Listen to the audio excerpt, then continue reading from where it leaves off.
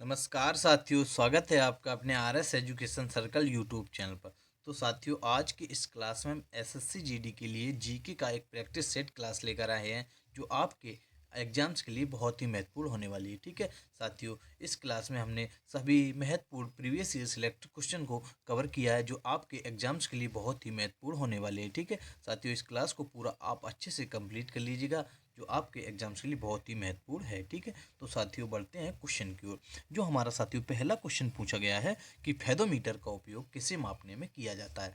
तो साथियों आप लोगों को बताना है, जो फेदोमीटर यंत्र होता है उसे उस यंत्र का प्रयोग किसे मापने में किया जाता है। तो आपका साथियों जो राइट आंसर हो जाएगा वह समुद्र की गहराई मापा जाता है। ठीक, याद रखेंगे, जो फेदोमीटर यंत्र से साथियों समुद्र की गहराई मापने में प्रयोग किया जाता है। यहाँ पर साथियों आपका बी ऑप्शन बिल्कुल राइट हो जाएगा। याद रखेंगे साथियों, उसके साथ बात करते हैं हम कि वर्षा को किससे मापा जाता है। तो याद रखेंगे हेटोमीटर से। ठीक है, वर्षा को साथियों हेटोमीटर से मापा जाता है। ठीक है, उसके साथ साथियों हम सभी ऑप्शंस को देखेंगे कि ध्वनि की तीव्रता किससे मापी जाती है। ध्वनि की तीव्रता मापी जाती है साथियों डेसिबल से। ठीक है, डेसिबल से ध्वनि की तीव्रता को हम मापते हैं। और भूकंप को साथियों सिस्मोग्राफ से मापते हैं। ठीक है, सिस्मोग्राफ से साथियों भूकंप को मापा जाता है। तो यहाँ पर साथियों आपका जो राइट आंसर हो जाएगा वह हो जाएगा समुद्र की गहराई मापने में फेदोमीटर यंत्र का उपयोग किया जाता है। ठीक है, याद रखेंगे साथियों, यहाँ पर आपका बी ऑप्शन बिल्कुल राइट हो जाएगा। ठीक है,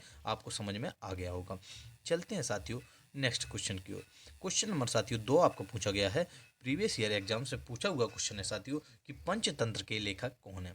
साथियों तो आपका इसमें जो राइट आंसर हो जाएगा कि पंचतंत्र के लेखक हैं वह साथियों विष्णु शर्मा है। ठीक है, याद रखेंगे, यहाँ पर साथियों आपका बी ऑप्शन बिल्कुल राइट हो जाएगा। सी ऑप्शन विष्णु शर्मा जी पंचतंत्र के लेखक हैं। ठीक है, याद रखेंगे साथियों, सी ऑप्शन आपका राइट हो जाएगा। ठीक है, बढ़ते हैं साथियों नेक्स्ट क्वेश्चन की ओर। क्वेश्चन नंबर साथियों 3 आपका पूछा गया है कि प्रसिद्ध इमारत चार मीनार कहाँ स्थित है। साथियों आपको बताना बहुत ही महत्वपूर्ण क्वेश्चन है कि प्रसिद्ध इमारत है चार मीनार वह किस राज्य में या किस शहर में स्थित है। ठीक है, तो आपका साथियों जो राइट आंसर हो जाएगा वह हो जाएगा हैदराबाद। ठीक है, याद रखेंगे साथियों, यहाँ पर आपका सी ऑप्शन बिल्कुल राइट हो जाएगा। हैदराबाद में चार मीनार स्थित है। ठीक है, हैदराबाद तेलंगाना में चार मीनार स्थित है। साथियों बात करते हैं चार मीनार की, तो इसे किसने किसने बनवाया था। तो याद रखेंगे साथियों, इसे कुली कुतुब शाह ने बनवाया था। ठीक है, मोहम्मद कुली कुतुब शाह ने इसका निर्माण करवाया था। ठीक है, याद रखेंगे साथियों, यहाँ पर हम इन सभी पॉइंट्स को कवर करेंगे जो आपके एग्जाम्स के लिए बहुत ही महत्वपूर्ण होने वाले हैं। ठीक है, और साथियों इसे 1591 ईस्वी में बनाए गए थे। ठीक है, कभी कभी हमारे एग्जाम्स में आ जाता है कि चार मीनार का निर्माण किसने और कब करवाया था। ठीक है, तो याद रखेंगे साथियों, कुली कुतुब शाह ने इसका निर्माण करवाया था और 1591 ईस्वी में करवाया था। ठीक है, तो साथियों बढ़ते हैं क्वेश्चन नंबर 4 की ओर। साथियों क्वेश्चन नंबर 4 पूछा गया आपका कि इनमें से विश्व की सबसे लंबी नदी कौन सी है। साथियों आपको बताना है कि विश्व की जो सबसे लंबी नदी है वह कौन सी है। तो आपका साथियों जो राइट आंसर हो जाएगा वह हो जाएगा विश्व की साथियों वैसे सबसे लंबी नदी जो मानी जाती है वह नील नदी मानी जाती है। ठीक है, नील नदी विश्व की सबसे लंबी नदी है। ठीक है, याद रखेंगे, लेकिन इनमें ऑप्शंस में हमारे साथियों विश्व जो नील नदी है उसका जिक्र नहीं किया गया है। तो साथियों नील नदी के बाद जो हमारी सबसे बड़ी लंबी नदी आती है वह अमेजोन नदी है। ठीक है, याद रखें कौन है, अमेजोन नदी विश्व की साथियों इन ऑप्शंस में सबसे लंबी नदी है। ठीक है, आपका साथियों यहाँ पर आपका बी ऑप्शन बिल्कुल राइट हो जाएगा। ठीक है, इसकी जो लंबाई है वह 6650 है और साथियों इसकी जो लंबाई है इसकी 6400 है। ठीक है, याद रखेंगे, तो यहाँ पर आपका बी ऑप्शन बिल्कुल राइट हो जाएगा। अमेजोन नदी विश्व की सबसे लंबी नदी है इन ऑप्शंस में। ठीक है, बढ़ते हैं साथियों अगले क्वेश्चन की ओर। क्वेश्चन नंबर साथियों 5 पूछा गया आपका कि भागीरथी और अलकनंदा नदियां मुख्यतः किस राज्य में स्थित है। साथियों जो भागीरथी और अलकनंदा नदियां हैं वह किस राज्य में स्थित हैं, हमारे क्वेश्चन में यह पूछ रहा है। ठीक है, तो आपका साथियों जो राइट आंसर हो जाएगा वह हो जाएगा उत्तराखंड में। ठीक है, याद रखेंगे साथियों, उत्तराखंड में बहने वाली जो नदियां हैं वह भागीरथी और अलकनंदा नदियां हैं। यहाँ पर साथियों आपका डी ऑप्शन बिल्कुल राइट हो जाएगा। याद रखेंगे साथियों, ठीक है, बहुत ही महत्वपूर्ण क्वेश्चन है साथियों, सभी क्वेश्चन बहुत ही इंपॉर्टेंट है जो आपके एग्जाम्स के लिए बहुत ही महत्वपूर्ण होने वाले हैं।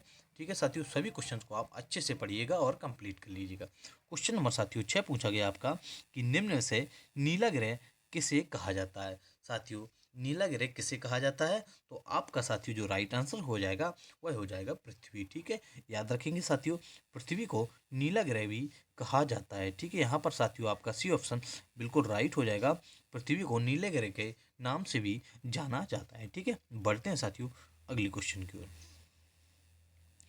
क्वेश्चन नंबर साथियों 7 है आपका कि दादा साहब फाल्के पुरस्कार की शुरुआत कब से हुई थी। साथियों आपको बताना है कि दादा साहब जो फाल्के पुरस्कार है उसकी शुरुआत कब से हुई थी, और जो प्रथम दादा साहब फाल्के पुरस्कार के विजेता थे वह कौन थे, और साथियों ये किस क्षेत्र में दिया जाता है। ठीक है, सब हम पॉइंट्स का यहाँ पे हम जिक्र करेंगे, तो आपका इसमें जो राइट आंसर हो जाएगा साथियों वह 1969। ठीक है, दादा साहब फाल्के पुरस्कार साथियों जो शुरुआत हुई थी वह 1969 ईस्वी से हुई थी। ठीक है, याद रखेंगे साथियों, यहाँ पर आपका ए ऑप्शन बिल्कुल राइट हो जाएगा। ठीक है, बात करते हैं साथियों यह किस क्षेत्र में दिया जाता है। ठीक है, तो याद रखेंगे साथियों यह फिल्म के क्षेत्र में दिया जाता है। ठीक है, याद रखेंगे साथियों यह फिल्म के क्षेत्र में दिया जाता है जो दादा साहब फाल्के पुरस्कार। साथियों जो प्रथम फाल्के पुरस्कार प्राप्त करने वाले थे वह अभिनेत्री थी साथियों देविका रानी। ठीक है, फर्स्ट विजेता थी साथियों वह अभिनेत्री थी देविका रानी। ठीक है, देविका रानी को साथियों प्रथम फाल्के पुरस्कार मिला था 1969 ईस्वी में। ठीक है, याद रखेंगे साथियों, यहाँ पर आपका राइट आंसर ऑप्शन ए हो जाएगा। 1969 ईस्वी से दादा साहब फाल्के पुरस्कार की शुरुआत हुई थी। यह फिल्मों के क्षेत्र में दिया जाता है, और जो प्रथम पुरस्कार विजेता थी वह देविका रानी थी। ठीक है, बढ़ते हैं साथियों नेक्स्ट क्वेश्चन की ओर। क्वेश्चन नंबर साथियों 8 पूछा गया आपका कि इंडिया विंस फ्रीडम किसके द्वारा लिखित पुस्तक है। साथियों जो इंडिया विंस फ्रीडम पुस्तक है वह किसके द्वारा लिखित पुस्तक है, तो आपका साथियों जो राइट आंसर हो जाएगा वह हो जाएगा मौलाना अबुल कलाम आज़ाद। ठीक है, याद रखेंगे यहाँ पर साथियों आपका सी ऑप्शन बिल्कुल राइट हो जाएगा, मौलाना अबुल कलाम आज़ाद द्वारा लिखित पुस्तक है इंडिया विंस फ्रीडम। ठीक है, एग्जाम्स में साथियों यह क्वेश्चन कई बार आ चुका है, जो आपके लिए बहुत ही महत्वपूर्ण होने वाला है। ठीक है, तो याद रखेंगे साथियों यहाँ पर आपका सी ऑप्शन बिल्कुल राइट हो जाएगा। ठीक है, बढ़ते हैं साथियों क्वेश्चन नंबर 9 की ओर। साथियों बहुत ही महत्वपूर्ण क्वेश्चन है, जो रणजी ट्रॉफी खेली जाती है वह किस खेल से संबंधित है। ठीक है, हमारे क्वेश्चन में साथी पूछ रहा है रणजी ट्रॉफी किस खेल से संबंधित है। ठीक है, तो साथियों आपका जो राइट आंसर हो जाएगा वह हो जाएगा क्रिकेट। ठीक है, याद रखेंगे साथियों जो क्रिकेट खेल है उसमें रणजी ट्रॉफी कराई जाती है। ठीक है, याद रखेंगे आपका यहाँ पर साथियों बी ऑप्शन बिल्कुल राइट हो जाएगा, रणजी ट्रॉफी क्रिकेट से संबंधित है। ठीक है, बढ़ते हैं साथियों क्वेश्चन नंबर 10 की ओर। क्वेश्चन नंबर साथियों 10 पूछा गया आपका कि समझौता एक्सप्रेस कब से शुरू की गई थी। साथियों जो समझौता एक्सप्रेस है वह कब से शुरू की गई थी, हमारे क्वेश्चन में यह पूछ रहा है। ठीक है, तो बात करते हैं साथियों समझौता एक्सप्रेस की। ठीक है, यह कब से चलाई गई थी और किन दो देशों के बीच चली है, और यह जो कब से शुरू की गई थी। ठीक है, तो याद रखेंगे साथियों यहाँ पर आपका जो राइट आंसर हो जाएगा वह 1976। ठीक है, याद रखेंगे 1976 ईस्वी साथियों समझौता एक्सप्रेस चलाई गई थी। यहाँ पर आपका डी ऑप्शन बिल्कुल राइट हो जाएगा। इसकी शुरुआत हुई थी वह साथियों शिमला समझौते के बाद की गई थी। ठीक है, शिमला समझौते के बाद इसकी शुरुआत की गई थी, जिससे इसे समझौता एक्सप्रेस नाम दिया गया था। ठीक है, शिमला समझौते के बाद साथियों यह भारत और पाकिस्तान के बीच चलती है। ठीक है, याद रखेंगे भारत और पाकिस्तान के बीच साथियों यह चलती है अमृतसर से लाहौर। ठीक है, याद रखेंगे यहाँ पर साथियों आपका डी ऑप्शन बिल्कुल राइट हो जाएगा, 1976 से समझौता एक्सप्रेस की शुरुआत की गई थी। ठीक है, बढ़ते हैं साथियों क्वेश्चन नंबर 11 की ओर।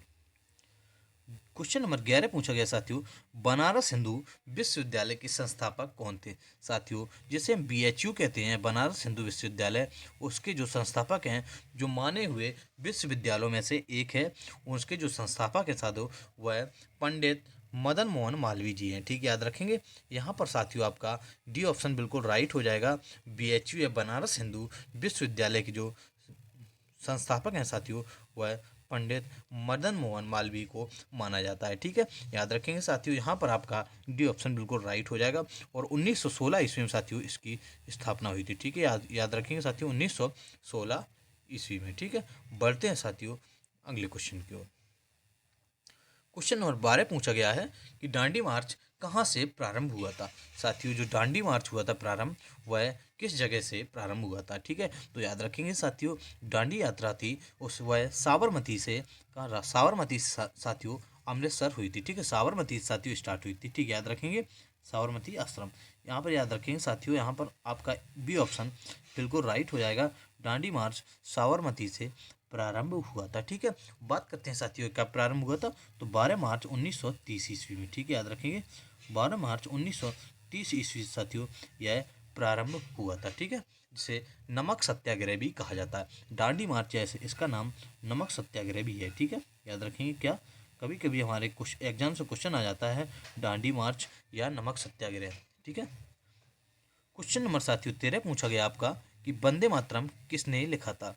साथियों आपको बताना है जो वंदे मातरम है वह किसने लिखा था, तो आपका साथियों इसमें राइट आंसर हो जाएगा बंकिम चंद्र चटर्जी ने वंदे मातरम की रचना की थी। ठीक है, याद रखेंगे आपका यहाँ पर डी ऑप्शन बिल्कुल राइट हो जाएगा। जो वंदे मातरम उसके रचयिता बंकिम चंद्र चटर्जी हैं। ठीक है, और उसके साथ साथियों याद रखेंगे जो राष्ट्रगान के रचयिता हैं वह रविंद्रनाथ टैगोर है। ठीक है, राष्ट्रगान के रचयिता हैं जो वह रविंद्रनाथ टैगोर हैं। ठीक है, याद रखेंगे रविंद्रनाथ टैगोर। बहुत बार एग्जाम्स में क्वेश्चन पूछा गया है कि राष्ट्रगान की रचयिता कौन है। कौन है, रविंद्रनाथ टैगोर। क्वेश्चन नंबर 14 पूछा गया आपका कि इनमें से हंसने वाली गैस किसे कहा जाता है। साथियों आपको बताना है कि क्वेश्चन नंबर 14 पूछ रहा है कि हंसने वाली गैस का जो रासायनिक नाम होता है या नाम होता है किसे कहा जाता है, तो आपका साथियों जो राइट आंसर हो जाएगा वह जाएगा नाइट्रस ऑक्साइड। ठीक है, याद रखेंगे नाइट्रस ऑक्साइड को साथियों हंसने वाली गैस कहा जाता है। यहाँ पर आपका साथियों सी ऑप्शन बिल्कुल राइट हो जाएगा, जिसका रासायनिक सूत्र होता है N2O। ठीक है, N2O नाइट्रस ऑक्साइड का रासायनिक सूत्र होता है जिसे हंसने वाली गैस कहा जाता है। ठीक है, बढ़ते हैं साथियों क्वेश्चन नंबर 15 की ओर। क्वेश्चन नंबर साथियों 15 पूछा गया आपका कि भारत का प्रधानमंत्री बनने के लिए न्यूनतम आयु कितनी होनी चाहिए। साथियों भारत का प्रधानमंत्री बनने के लिए न्यूनतम आयु होनी चाहिए वह कितनी होनी चाहिए, तो सबसे पहले साथियों हम याद रखेंगे कि जो भारत का प्रधानमंत्री बनता है वह सबसे पहले लोकसभा का सदस्य होना चाहिए। ठीक है, अगर लोकसभा का सदस्य होगा साथियों तो लोकसभा की न्यूनतम आयु 25 वर्ष होती है, तो प्रधानमंत्री के पद की भी न्यूनतम आयु 25 वर्ष होगी। ठीक है, याद रखेंगे यहाँ पर आपका ये ऑप्शन बिल्कुल राइट हो जाएगा। प्रधानमंत्री पद के लिए जो उम्मीदवार होता है वह लोकसभा का सदस्य होता है। ठीक है, लोकसभा का जो सदस्य बनता है वही प्रधानमंत्री पद का उम्मीदवार होता है। ठीक है, तो यहाँ पर प्रधानमंत्री पद की जो न्यूनतम आयु होगी वह साथियों 25 वर्ष होगी। यहाँ पर आपका ए ऑप्शन बिल्कुल राइट हो जाएगा साथियों, याद रखेंगे बहुत ही महत्वपूर्ण क्वेश्चन है। ठीक है, पढ़ते हैं अगले क्वेश्चन की ओर। क्वेश्चन नंबर 16 साथियों कई बार एग्जाम से पूछा हुआ क्वेश्चन है कि आकाश का रंग नीला किसके कारण दिखाई देता है। साथियों जो आकाश का रंग नीला दिखाई देता है वह किसके कारण दिखाई देता है, तो आपका साथियों इसमें जो राइट आंसर हो जाएगा वह हो जाएगा प्रकाश के प्रकीर्णन के द्वारा। ठीक है, याद रखेंगे यहाँ पर आपका साथियों सी ऑप्शन बिल्कुल राइट हो जाएगा। प्रकीर्णन के द्वारा आकाश का रंग नीला दिखाई देता है। ठीक है, याद रखेंगे यहाँ पर साथियों आपका सी ऑप्शन बिल्कुल राइट हो जाएगा, प्रकाश के प्रकीर्णन के द्वारा। ठीक है, क्वेश्चन नंबर 17 साथियों पूछा गया आपका कि पीलिया रोग किसे प्रभावित करता है। साथियों आपको बताना है जो पीलिया रोग होता है वह किसे प्रभावित करता है, तो आपका साथियों इसमें राइट आंसर जो हो जाएगा वह हो जाएगा यकृत। ठीक है, याद रखेंगे पीलिया रोग जब इंसान को हो जाता है तो वह सबसे ज़्यादा इफेक्ट यकृत को पड़ता है। ठीक है, आपका यहाँ पर साथियों बी ऑप्शन राइट हो जाएगा, सबसे ज़्यादा जो इफेक्ट पड़ता है वह यकृत को पड़ता है। साथियों जो पीलिया या जॉन्डिस कहते हैं, जैसे पीलिया या जॉन्डिस एक यकृत रोग है जिसमें यकृत को सबसे ज़्यादा प्रभावित होना पड़ता है। जी ठीक है, क्वेश्चन नंबर साथियों 18 आपका है कि आवर साड़ी में कौन सी धातु सबसे भारी होती है। साथियों आपको बताना है जो आवर साड़ी होती है वह उसमें सबसे जो भारी धातु होती है वह कौन सी होती है, तो आपका साथियों जो राइट आंसर हो जाएगा वह हो जाएगा ओस्मियम। जो ओस्मियम होती है साथियों वह सबसे भारी धातु या सबसे अधिक घनत्व वाली धातु होती है। ठीक है, याद रखेंगे यहाँ पर साथियों आपका डी ऑप्शन राइट हो जाएगा। ओस्मियम सबसे भारी धातु या सबसे अधिक घनत्व वाली धातु होती है, जिसका नाम होता है OH। ठीक है, ओस्मियम सबसे भारी धातु या सबसे अधिक घनत्व वाली धातु होती है। ठीक है, सबसे हल्की व सबसे कम घनत्व वाली धातु होती है वह साथियों लिथियम होती है। ठीक है, लिथियम को साथियों Li से प्रदर्शित करते हैं। ठीक है, लिथियम सबसे कम कम भारी होती है, सबसे हल्की होती है, और ओस्मियम सबसे भारी धातु होती है। ठीक है, याद रखेंगे, बहुत ही महत्वपूर्ण क्वेश्चन है। क्वेश्चन नंबर साथियों 19 पूछा गया है कि भांगड़ा कहाँ का नृत्य है। साथियों आपको बताना है जो भांगड़ा नृत्य है वह इन ऑप्शंस में बताना है कि कहाँ का नृत्य है। ठीक है, तो आपका साथियों राइट आंसर हो जाएगा भांगड़ा पंजाब का नृत्य है। ठीक है, याद रखेंगे साथियों, पंजाब का नृत्य है वह भांगड़ा है। ठीक है, आपका साथियों यहाँ पर डी ऑप्शन बिल्कुल राइट हो जाएगा। याद रखेंगे साथियों, यह आमतौर पर यह नृत्य बैसाखी पर्व कर किया जाता है। ठीक है, यह जो नृत्य है साथियों वह बैसाखी पर्व पर किया जाता है। जो भांगड़ा नृत्य है वह साथियों आमतौर पर बैसाखी पर्व पर किया जाता है। ठीक है, याद रखेंगे। बढ़ते हैं साथियों क्वेश्चन नंबर 20 की ओर। क्वेश्चन नंबर साथियों 20 पूछा गया आपका कि डांडिया कहाँ का प्रसिद्ध नृत्य है। साथियों आपको ये क्वेश्चन बहुत ही एग्जाम्स में कई बार देखने को मिला होगा कि डांडिया कहाँ का नृत्य है। तो आपका साथियों जो राइट आंसर हो जाएगा वह हो जाएगा डांडिया गुजरात का नृत्य है। ठीक है, याद रखेंगे, आपका यहाँ पर ये ऑप्शन साथियों राइट हो जाएगा। जो डांडिया नृत्य है वह गुजरात का नृत्य है। साथियों एक और बहुत ही प्रसिद्ध नृत्य है गुजरात का जिसे गरबा कहते हैं। ठीक है, याद रखेंगे, गरबा एग्जाम्स में यह क्वेश्चन कई बार पूछा गया है कि गरबा किस राज्य का किस राज्य का नृत्य है। ठीक है, तो गरबा या डांडिया गुजरात का साथियों नृत्य है। ठीक है, याद रखेंगे। बढ़ते हैं अगले क्वेश्चन की ओर। क्वेश्चन नंबर 21 साथियों पूछा गया आपका कि नाट्य शास्त्र के रचयिता कौन है। साथियों जो नाट्य शास्त्र के रचयिता हैं वह कौन है। तो आपका साथियों जो राइट आंसर इसमें हो जाएगा वह हो जाएगा भरत मुनि। ठीक है, याद रखेंगे, यहाँ पर साथियों आपका ये ऑप्शन बिल्कुल राइट हो जाएगा। भरत मुनि नाट्य शास्त्र के रचयिता हैं। ठीक है, बढ़ते हैं साथियों अगले क्वेश्चन की ओर। क्वेश्चन नंबर 22 पूछा गया आपका कि वर्तमान महावीर और किस नाम से विख्यात हैं। साथियों जो महावीर हैं जो जैन धर्म के 24वें तीर्थंकर हैं, जिन्हें 24वें तीर्थंकर जैन धर्म के माना जाता है, वह और किस नाम से विख्यात हैं। तो आपका साथियों इसमें जो राइट आंसर हो जाएगा वह हो जाएगा जिन। ठीक है, याद रखेंगे, जिन नाम से विख्यात हैं, या जिन या इन्हें जैना कहा जाता है। ठीक है, जिन या दो नाम, जिन या जैना नाम से वर्तमान महावीर प्रसिद्ध हैं जो जैन धर्म के 24वें तीर्थंकर माने जाते हैं। ठीक है, याद रखेंगे, आपका यहाँ पर ए ऑप्शन बिल्कुल राइट हो जाएगा। क्वेश्चन नंबर साथियों 23 आपका पूछा गया है कि भारतीय वानिकी अनुसंधान एवं शिक्षा परिषद कहाँ स्थित है। साथियों जो भारतीय वानिकी अनुसंधान एवं शिक्षा परिषद है वह आपको बताना है कि कहाँ स्थित है। तो आपका साथियों इसमें राइट आंसर हो जाएगा देहरादून। ठीक है, याद रखेंगे, ये ऑप्शन साथियों आपका बिल्कुल राइट हो जाएगा, देहरादून में स्थित है। ठीक है, देहरादून में स्थित भारतीय वानिकी अनुसंधान एवं शिक्षा परिषद। ठीक है, क्वेश्चन नंबर 24 साथियों पूछा गया है कि कोलेस्ट्रॉल किसमें नहीं होता है। साथियों जो कोलेस्ट्रॉल होता है वह किसमें नहीं होता है। आपका राइट आंसर जो हो जाएगा वह हो जाएगा ग्राउंड नट ऑयल में कोलेस्ट्रॉल की मात्रा नहीं पाई जाती है। ठीक है, याद रखेंगे, यहाँ पर आपका साथियों बी ऑप्शन बिल्कुल राइट हो जाएगा, कोलेस्ट्रॉल की मात्रा ग्राउंड नट ऑयल में नहीं पाई जाती है। ठीक है, बढ़ते हैं साथियों क्वेश्चन नंबर 25 की ओर। क्वेश्चन नंबर साथियों 25 आपका पूछा गया है कि जिला न्यायाधीश किसके नियंत्रण में होता है। साथियों जो जिला न्यायाधीश होता है वह किसके नियंत्रण में होता है। तो आपका साथियों जो राइट आंसर इसमें हो जाएगा उच्च न्यायालय के न्यायाधीश नियंत्रण में होता है। ठीक है, याद रखेंगे, यहाँ पर साथियों आपका बी ऑप्शन बिल्कुल राइट हो जाएगा, उच्च न्यायालय के नियंत्रण में जिला न्यायाधीश होता है। ठीक है, साथियों याद रखेंगे, बी ऑप्शन आपका यहाँ पर बिल्कुल राइट हो जाएगा। ठीक है साथियों, आज की क्लास यहीं पे समाप्त होती है। अगर आपको वीडियो अच्छा लगा हो तो वीडियो को लाइक कीजिएगा तथा अपने दोस्तों के साथ शेयर कीजिएगा। ठीक है, अगर आप चैनल पर न्यू है चैनल को सब्सक्राइब कर लीजिएगा जिससे आने वाली वीडियो का अपडेट आपको मिलता रहे। ठीक है, थैंक यू क्लास।